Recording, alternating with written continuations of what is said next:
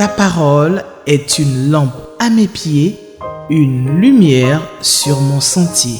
Psaume 119, verset 105. La méditation.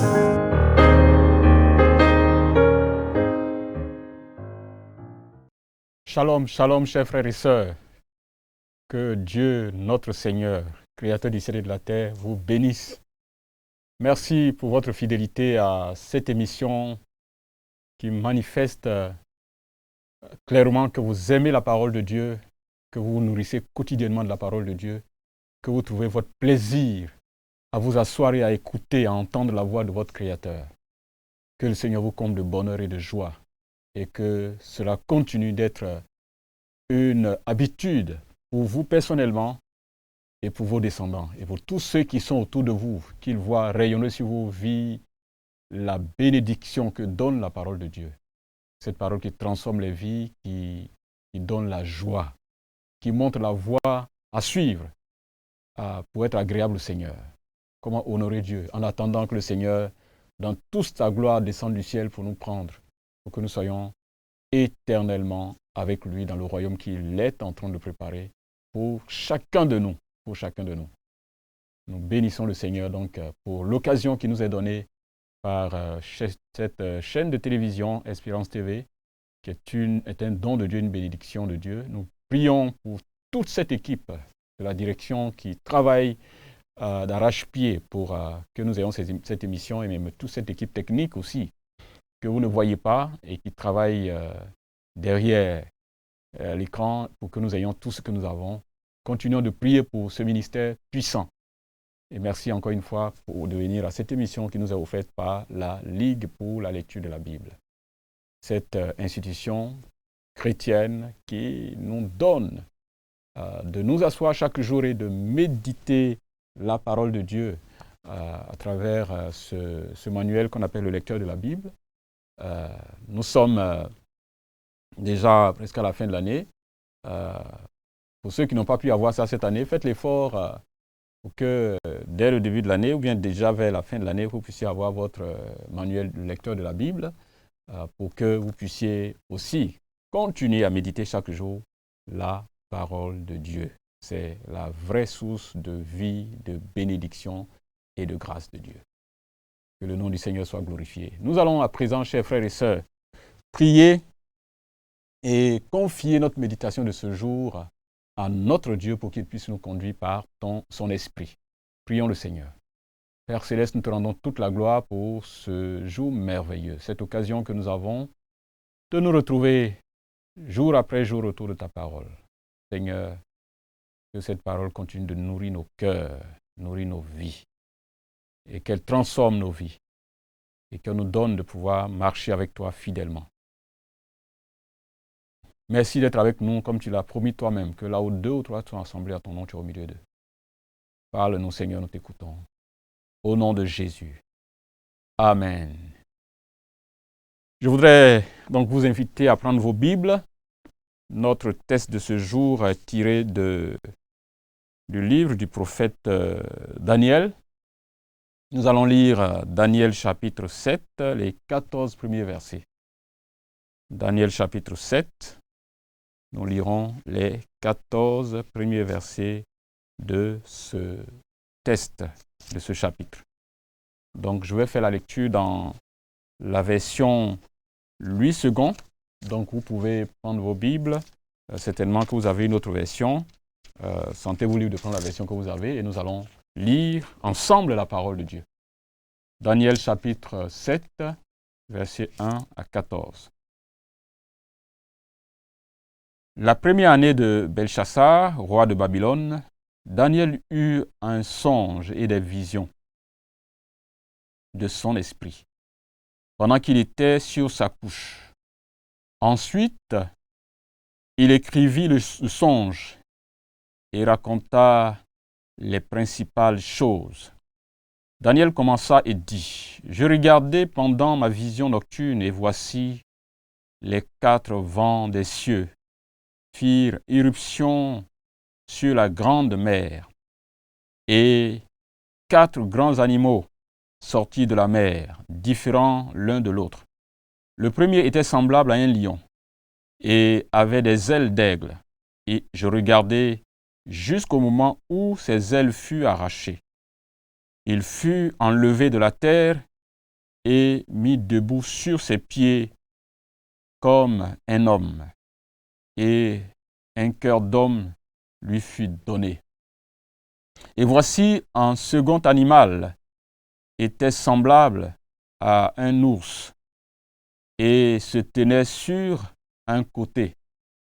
Il avait 3 côtes dans la gueule, entre les dents.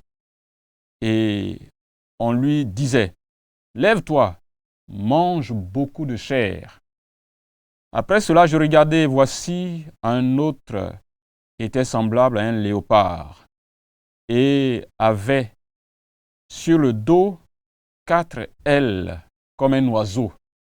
Cet animal avait 4 têtes et la domination lui fut donnée. Après cela, je regardai pendant mes visions nocturnes et voici, il y avait un 4e animal, terrible, épouvantable et extraordinairement fort. Il avait de grandes dents de fer.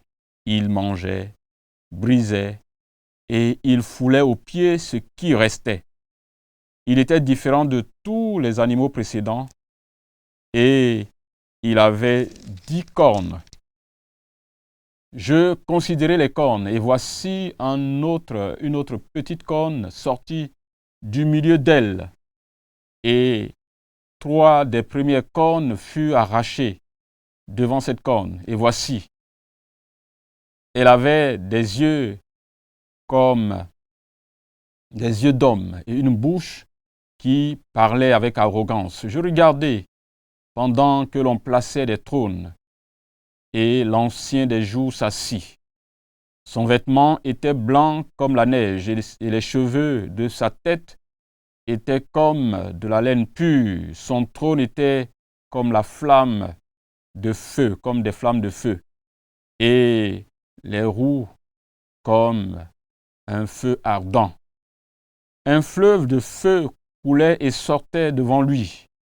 1000 milliers le servaient et 10 000 millions se tenaient en sa présence. Les juges s'assirent et les livres furent ouverts. Je regardai alors à cause des paroles arrogantes que prononçait la corne. Et tandis que je regardais, l'animal fut tué et son corps fut anéanti, livré au feu pour être brûlé.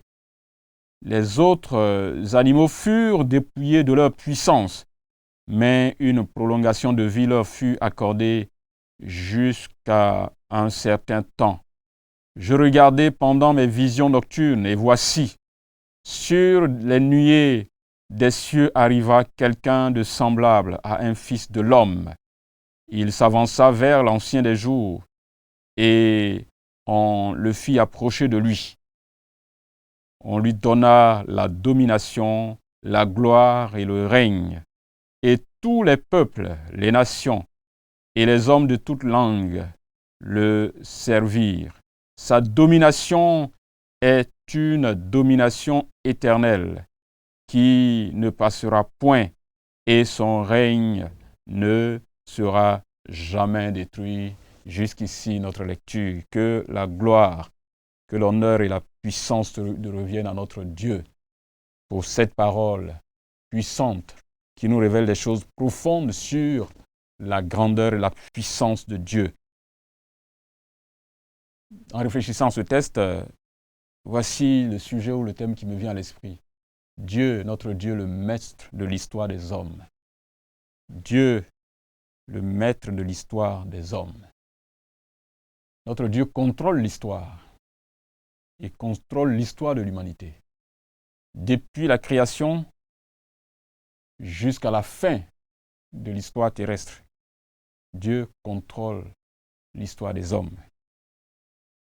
Alors, comme d'habitude, nous allons parcourir ce texte en suivant les questions que nous pose le lecteur de la Bible. Nous avons 2 questions principales pour aujourd'hui. D'abord, de quoi parlent ces versets que nous avons lus? de quoi parlent ces versets que nous avons lus. Ça, c'est la première question à laquelle nous allons tenter de répondre en parcourant ce test. Et ensuite, qu'est-ce que ce test nous apprend sur Dieu? Dieu le Père, Dieu le Fils, ou Dieu le Saint-Esprit. Est-ce qu'il y a quelque chose de particulier qui nous est donné, que ce test nous apprend aujourd'hui? Alors, voici la réflexion, donc les grandes réflexions, l'articulation de notre réflexion autour de ce test. De quoi nous parle ce test? Nous avons dans ce test ici des grandes visions. Quand nous lisons le livre de Daniel, il y a cette partie de l'histoire. Comment ils sont allés à Babylone, comment ils ont été déportés. Ces jeunes gens de la cour royale, de la race noble, ont été déportés tout jeunes à Babylone. Et nous connaissons cette histoire de ce jeune homme avec ses trois amis qui étaient à l'École nationale d'administration de Babylone et qui ont vraiment démontré leur attachement à Dieu. Et après avoir fini leur formation, ils ont travaillé dans l'administration babylonienne et plusieurs autres administrations plus tard. Et nous avons donc cette première partie du livre de Daniel. Et après, nous avons donc une série de révélations, de songes et de visions que le Seigneur lui a montrées. Et nous avons donc tout ce package de visions, de révélations que Dieu lui a faites dans la deuxième partie du livre. Et nous sommes donc ici au chapitre 7, et qui est comme le début justement de cet ensemble de visions qu'il a reçues et qui ont été données même pendant le règne de ces rois, de ces rois comme Nebuchadnezzar, mais aussi l'Empire perse et ainsi de suite. Et c'est ça que nous avons. Donc, dans l'ensemble de ces visions-là, nous avons, dans ce que nous avons lu ici, des images d'animaux, de grandes visions que Dieu va lui donner, ou bien des choses que Dieu va lui révéler sur les grandes phases de l'histoire, de l'humanité, de l'histoire des peuples, bien entendu, dans cette période jusqu'à la fin du monde. Donc, les royaumes qui vont se succéder. Et ces différentes visions donc, vont justement représenter ces différents royaumes, ces différents empires qui vont donc se succéder. Donc, des grandes visions qui montrent donc les grandes phases de l'histoire. Alors, il y a ici donc deux éléments puissants que je relève ici, qu'on peut voir ici. D'abord, c'est une manifestation de l'omniscience de Dieu. Dieu sait tout, et dans les détails. Il connaît le passé, il connaît le présent, il connaît le futur. Et Dieu connaît tout ce qui se passe dans le monde, ce qui se passe dans nos cœurs, ce qui se passe à quelque niveau que ce soit. Donc, c'est une grande manifestation de l'omniscience de Dieu. Mais nous avons aussi la manifestation de la préscience de Dieu. Le fait que Dieu sache des choses d'avance, avant qu'elles n'arrivent. Dieu les sait, avant que chaque chose n'arrive. Donc, ce que Dieu révèle à Daniel ici, une partie est en train de se dérouler et les autres vont se mettre en place au fur et à mesure jusqu'à la fin du monde. Donc, nous avons la vision de quatre grands animaux qui sortent de la mer. Le premier, c'est quelque chose qui ressemble à un lion, avec une aile d'aigle, et que nous avons donc au niveau du verset 4 que nous avons lu, et qui a un cœur humain. Les commentateurs donc, vont s'accorder pour dire qu'il s'agit ici du royaume babylonien, donc du royaume de Nebuchadnezzar, le Babylone, le puissant empire babylonien, et qui va venir et qui a régné sur le monde et qui va disparaître après. Et ça s'est fait d'ailleurs pendant la vie de Daniel, puisque Daniel va servir dans le royaume babylonien et ensuite, après la chute du royaume babylonien, ce sont les Mèdes et Perses, cette coalition, qui vont prendre le pouvoir et Daniel va aussi travailler dans cette administration après. Donc, le deuxième empire qui est mentionné donc, sous l'image de l'ours qui mange beaucoup de chair les commentateurs disent qu'il s'agit bien de l'empire médo-perse, sous lequel aussi Daniel a eu à travailler.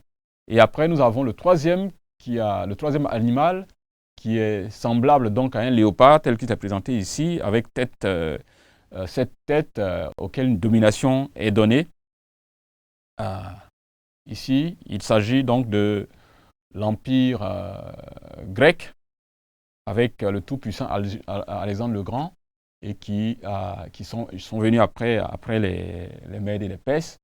Et puis, nous avons donc la quatrième image, la quatrième bête, et qui est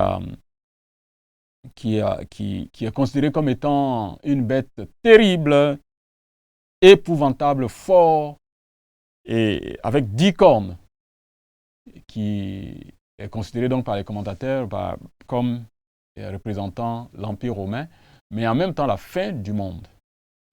Donc les deux aspects. Il y a l'Empire romain, mais aussi toute l'histoire de l'humanité qui va jusqu'à la fin du monde. Donc c'est ça que Dieu révèle à son peuple. Et nous avons vers la fin quelqu'un qui vient à qui toute la domination lui est donnée. Mais avant ça, nous avons comme une scène de la fin du monde avec l'ancien des jours, Dieu, qui va installer son trône de jugement et tous les hommes de la terre, des milliers, des millions de personnes de toute l'histoire de l'humanité vont se rassembler devant son trône pour que chacun rende compte. Et nous, en lisant le livre de l'Apocalypse, nous avons déjà cet élément qui est présenté là-bas. Et Daniel l'avait vu déjà longtemps à l'avance de ce qu'il allait se faire. Et là, le texte nous dit que il y a quelqu'un qui va descendre et qui est semblable donc au Fils de l'homme,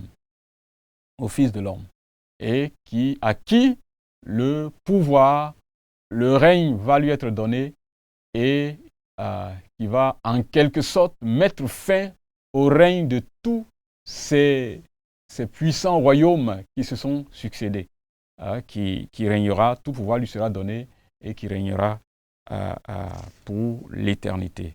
Donc le règne du Fils de l'homme qui est présenté vers la fin de ce test. Donc voici globalement un peu l'articulation ou les grands éléments de notre test que nous avons lu. Dieu révèle la suite de l'histoire de l'humanité à son serviteur Daniel. Vous savez que Daniel a eu une véritable intimité avec Dieu et beaucoup de fois Dieu lui a révélé de grandes choses sur l'histoire des royaumes dans lesquels il a travaillé, dans l'administration desquels il a travaillé, mais en même temps, Dieu lui montre ici ce qui va se passer dans la suite de l'histoire de l'humanité. Donc Dieu lui révèle ça déjà. Et quand Dieu le présente pas comme juste une information, mais Dieu se présente comme quelqu'un qui contrôle cette histoire. Il n'est pas simplement en train de révéler l'histoire, mais il est en train de montrer qu'il contrôle cette histoire. L'histoire du monde, l'histoire des peuples. Et il sait d'avance ce qui va arriver et il le révèle déjà à son serviteur. Et la manière à laquelle il présente l'histoire, la fin de l'histoire, qui va être donc finalement, ces royaumes vont se succéder, viendront l'un après l'autre, et après, tout cela va s'arrêter par l'installation du règne du Fils de l'homme, le Dieu de l'histoire, le Dieu qui maîtrise l'histoire, qui contrôle l'histoire des peuples, des nations, mais aussi nos histoires personnelles, l'histoire de nos vies, l'histoire de nos familles. Dieu est au contrôle de chaque histoire et nous devons en être conscients. Il n'est pas simplement informé de ce qui arrive dans notre vie, de ce qui va se passer. Il n'est pas seulement informé de ça, mais il sait et il est prêt à intervenir en notre faveur, en la faveur de son peuple. Il faut dire que ces royaumes qui sont présentés ont été présentés les uns comme étant très cruels, les autres comme étant puissants, épouvantables. Certains iront, les expressions qui sont utilisées, mangent beaucoup de chair. Vous savez que Babylone a été cruelle vis-à-vis d'Israël. Et vous savez aussi que ça a été le cas pour les autres peuples qui ont succédé. Donc le rapport de ces nations, de ces empires avec le peuple de Dieu était terrible. Donc, en général, Dieu présente ces peuples-là dans leur rapport avec son peuple. Et c'est comme ça notre histoire avec le monde. Dieu regarde l'histoire du monde, mais il la regarde en faisant le rapport des peuples dans leur attachement à Dieu, dans leur amour pour le peuple de Dieu, ou bien dans leur hostilité vis-à-vis du peuple de Dieu. Et ce sont des nations païennes qui n'aiment pas Dieu et qui, pour beaucoup, vont être contre Israël, le peuple de Dieu, mais aussi plus tard contre l'Église de Jésus-Christ. Et c'est la réalité. Mais Dieu est en train de dire, en quelque sorte, qu'il connaît et qu'il contrôle l'histoire de l'humanité et notre histoire personnelle. Et ça, c'est quelque chose qui doit aussi nous encourager. Alors, qu'est-ce que ce texte nous apprend sur Dieu, et en particulier sur Dieu le Fils? Le texte nous apprend au verset 14, que je relis ici. « On lui donna la domination, la gloire et le règne, et tous les peuples, les nations, et les hommes de toute langue le servirent. Sa domination est une domination éternelle qui ne passera point et son règne ne sera jamais détruit. » Le règne éternel, la domination éternelle du Fils de l'homme. Vous savez que le thème Fils de l'homme est un titre messianique de Jésus. C'est d'ailleurs ce que vous trouvez dans le Nouveau Testament où Jésus s'appelle Fils de l'homme. C'est en référence à cette vision que nous avons dans Daniel que le Seigneur est en train de dire ceci. Donc c'est un titre messianique du Seigneur Jésus qui montre qu'il sera le dernier roi, il sera le plus puissant roi. Son règne va s'étendre sur tous les peuples de la terre. C'est un règne donc universel. Alors que le règne de ces nations qui ont été citées là, ce sont des règnes limités à des peuples précis. Son règne est éternel, au-delà du temps. Le règne de Christ est éternel au-delà du temps. Le règne des autres hommes que nous avons connus, que nous allons connaître, sont des règnes éphémères, limités dans le temps.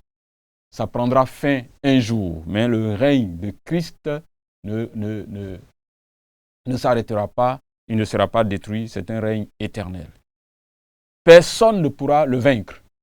Les autres ont été vaincus. Nebuchadnezzar a été vaincu. Les empereurs Mèdes et Perses ont été vaincus. Alexandre le Grand et tout son royaume a été vaincu. Les Romains ont été vaincus. Tous les autres puissances qui vont se succéder jusqu'à la fin du monde seront vaincus, mais le royaume de Christ ne sera jamais vaincu. Et je dis Alléluia. Le royaume de notre Seigneur et de notre Maître ne sera pas vaincu. Donc son règne est éternel. Ça veut dire que nous sommes dans un royaume sûr, nous sommes en paix, nos vies sont scellées. Il n'y a aucun pouvoir qui soit au-dessus du pouvoir de notre Créateur, devant lequel nous devons trembler. Nous sommes dans les mains du Seigneur des Seigneurs, nous sommes dans les mains du Tout-Puissant. Notre Dieu maîtrise l'histoire du monde, il maîtrise notre histoire, il maîtrise l'histoire de nos pays, il maîtrise l'histoire de nos familles, et cela doit nous rassurer. Et quand nous sommes devant des situations compliquées, comme ce que vit notre monde aujourd'hui qui est en feu, nous devons nous mettre à genoux devant le Seigneur pour dire, Maître de l'histoire, viens à notre secours et tiens-nous pour que nous puissions traverser des expériences assez difficiles. Ce verset, je nous invite à le garder dans nos cœurs, à le méditer et à y revenir à plusieurs reprises. Il s'agit du verset 14. On lui donna la domination, la gloire et le règne. Et tous les peuples, les nations, les hommes de toute langue le servirent. Sa domination est une domination éternelle qui ne passera point et son règne ne sera jamais détruit. Ça, nous devons garder dans le cœur.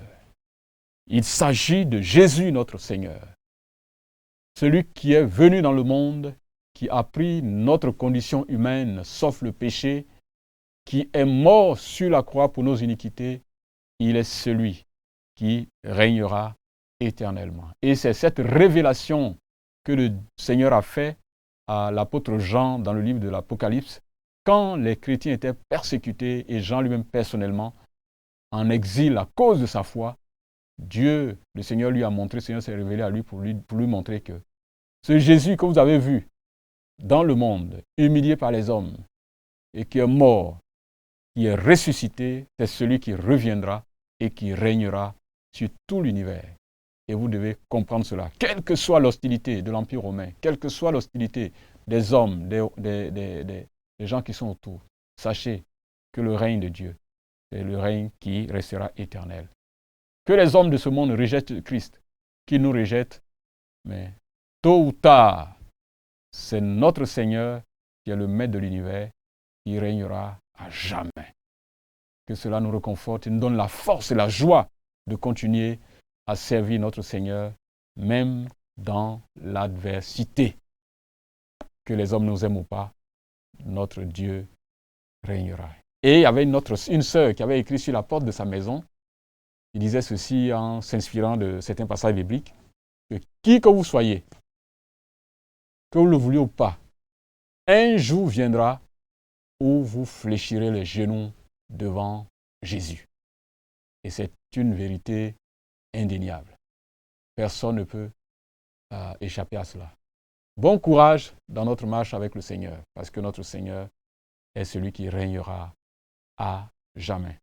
Chers frères et sœurs, merci pour votre fidélité à cette émission. Nous allons prier et demander au Seigneur de pouvoir nous aider à garder ce que nous avons entendu dans le cœur et à pouvoir vivre conformément à cette parole. Seigneur, notre Père et notre Dieu, tu es le maître de l'histoire des peuples. Que ce soit des peuples qui te craignent ou des peuples qui ne t'obéissent pas. Leur histoire est dans tes mains. Tu contrôles l'histoire du monde et tu contrôles l'histoire de ton peuple. Rien ne t'échappe. Nos vies personnelles sont dans le creux de tes mains. Rassure-nous davantage que nos vies sont dans le creux de tes mains et que l'histoire du monde s'achèvera comme tu l'as dit et selon ce que tu as décidé, et que nous qui t'appartenons devons rester en paix et te servir avec joie, avec abnégation. Seigneur, que ton nom soit béni parce que tu tiens ma vie dans tes mains. Tu tiens la vie de mon frère, l'histoire de chacun de nous dans tes mains. Que la gloire, que l'honneur et la magnificence te reviennent, Seigneur. Nous t'avons prié au nom de Jésus. Amen. Chers frères et sœurs, restez toujours fidèles à cette émission et que le Seigneur permette que nous puissions nous revoir les prochaines fois encore pour un temps riche de méditation. Que Dieu vous bénisse. Amen. Ta parole est une lampe à mes pieds, une lumière sur mon sentier. Psaume 119, verset 105. La méditation.